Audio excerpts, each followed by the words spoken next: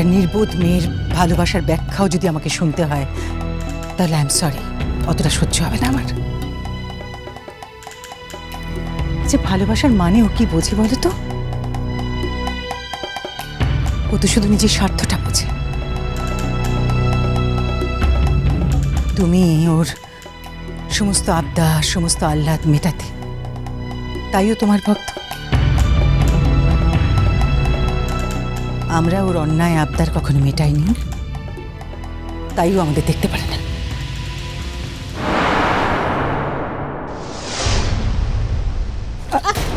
কোথায় যাচ্ছ? একটাও কথা বলবো নি, একটাও কথা বলবো নি। স্যারের সঙ্গে একবার দেখবো আর চলে আসবো। এরকম একটা কাণ্ড ঘটাবে বলে মেয়েটাকে এখানে নিয়ে এসেছো তুমি মিদি? কৃষ্ণার বাড়ি থেকে একটা ফোন এসেছিল। কৃষ্ণা বল না। হ্যাঁ না মানে বড় বৌদি, ওই আর কি, আমার বাড়িতে না হঠাৎ করে ননদরা দেখো না না জানিয়ে শুনিয়ে চলে এসেছে। বর একটু আগে ফোন করেছিল, আমি যদি এখন না যাই তাহলেই তো আবার কথা শোনাবে।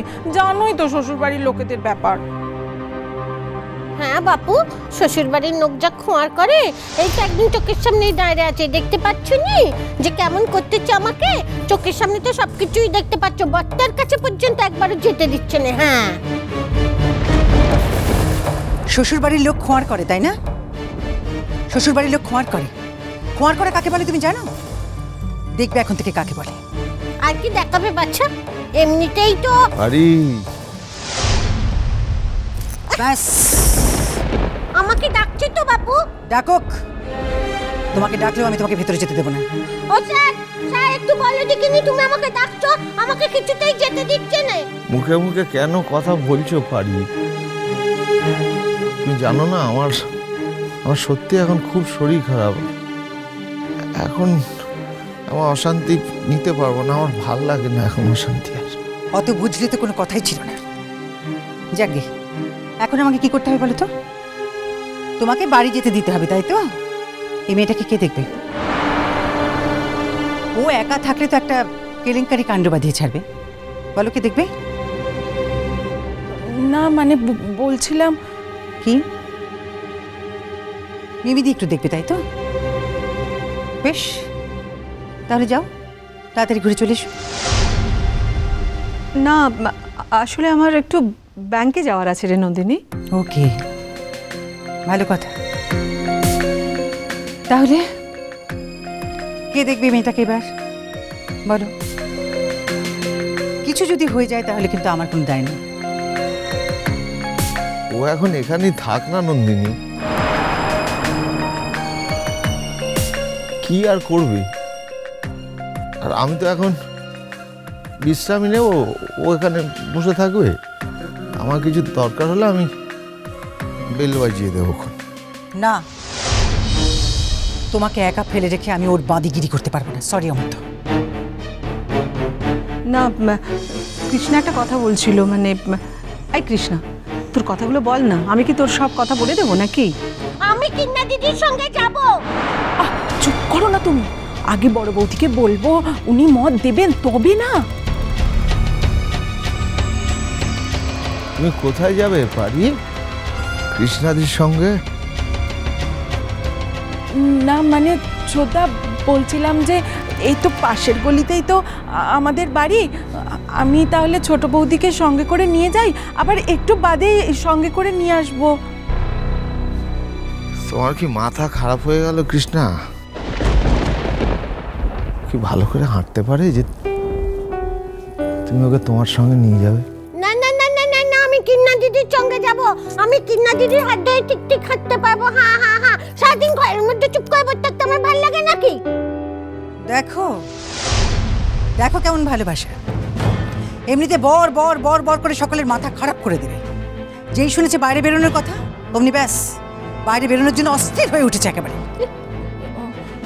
না ছোটদা, বলছিলাম যে আপনি তো বলেন ডাক্তার বলেছে ছোট বৌদির হাঁটা চলা করা উচিত, এক জায়গায় বসে থাকা খারাপ। আপনি অসুস্থ বলে তো ওর হাঁটা চলাই হচ্ছে না। মানে তাই বলছিলাম আর কি, আমি সাবধানে সাবধানে যদি। ঠিকই, কিন্তু রাস্তায় যা গাড়ি ঘোড়া, বাড়িকে তো জানো, ওই যদি তোমার কথা না শোনে। শুনবো বাপু শুনবো, একটু যাই না গো, আমি সব কথা শুনবো। হ্যাঁ দেখো কৃষ্ণা, আমি কিন্তু তোমার ভরসাতেই ওকে পাঠাচ্ছি বাবা। ওকে একদম চোখে চোখে রাখবে, সাবধানে। হ্যাঁ, আর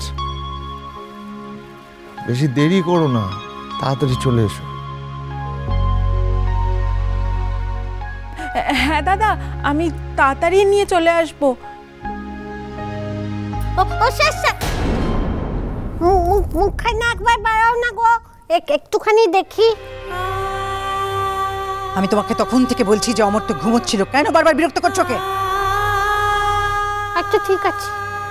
ও স্যার টাটা টাটা। হ্যাঁ তুমি লক্ষ্মী হয়ে ঘুমিয়ে পড়ো, লক্ষ্মী হয়ে ঘুমিয়ে পড়ো। হ্যাঁ আমিও লক্ষ্মী হয়ে তাড়াতাড়ি চলে আসবো। হ্যাঁ তাড়াতাড়ি চলে আসবো, এসে না তোমার দরজায় খুট খুট খুট করে 3 বার টোকা দেবো। হ্যাঁ তখনই তুমি বুঝবে যে পাই পাগলি চলে এসছে। হয়েছে তোমার? আর মনে যা করছে দেখো না, বয়স সঙ্গে একটু কথা বলছি, হিংসের ঘরে একদম ফসকা পড়ে যাচ্ছে।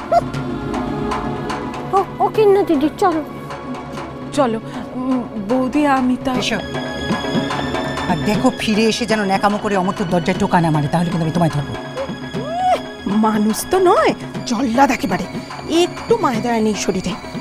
চল গো চল।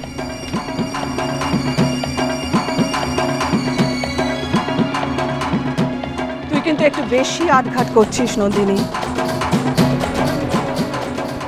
তোমার না ব্যাংকে যাওয়ার কথা ছিল মিমিদি? এমনিতে তো কোনো কাজের মধ্যে পাওয়া যায় না, অকারণ কমেন্টগুলো একটু কম করো, নইলে তো আমাদের যাবে, তাই না নন্দিনী, যা সত্যি আমি তাই বলেছি মিমিদি, রাগ করলে আমার কিছু করার নেই।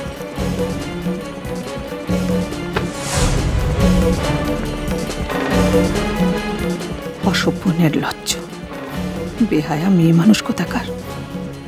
আমার ভাই অনন্য হয়েছেও তেমন, বউ ভেরুয়া, ঘরে বসে এত বড় অন্যায় কাজ হয়ে যাচ্ছে, তার কোনো শাসন নেই। ছি ছি ছি ছি ছি ছি।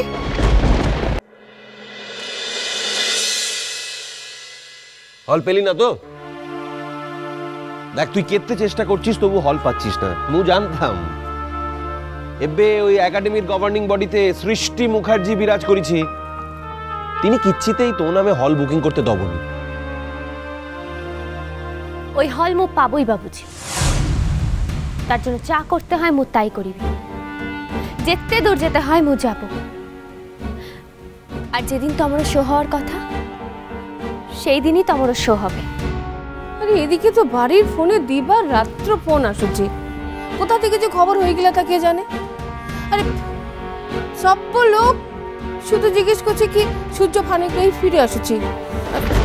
আমার তো মনে হয় বাবু, এই ঝিওটার শ্বশুর ঘরের লোকজন কেউ বোধহয় তোকে চিনে ফেলেছে। যেই খবর ছড়াক না কেন দিদা, সোজা অস্বীকার করবে, এবে কিচ্ছুটি বলা যাবে না। আরে বাবা, হল বুক হয়ে গেলে তো কার্ডে তো নাম ছাপিবি নাকি? এতে দিন বাদে মোর বাবুর আত্মপ্রকাশ করবি, আর ওটা কি এই চুপি চুপি কুহ?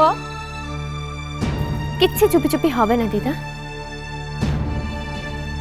শুধু কার্ডই নয়, মু গোটে প্রেস কনফারেন্স করবি। না হ্যাঁ কাজল, কাজল এসবু পাগলামো তমে করি পারিবনি। হ্যাঁ, প্রেস কনফারেন্স করে মোর সবার সামনে আসার কোনোসি দরকার নাহি। মোর আছে। তোর আছে মানে? মোর আছি মানে তোমার থেকে মোর দরকারটা বহুত বেশি বাবুজি। এই পৃথিবী থেকে তোমার বহুত কিছু পাওয়া হয়ে গেছে, তাই কোনো কিছুতেই তোমার কিচ্ছু আসে যায় না, কিন্তু মোর আসে যায় বাবুজি।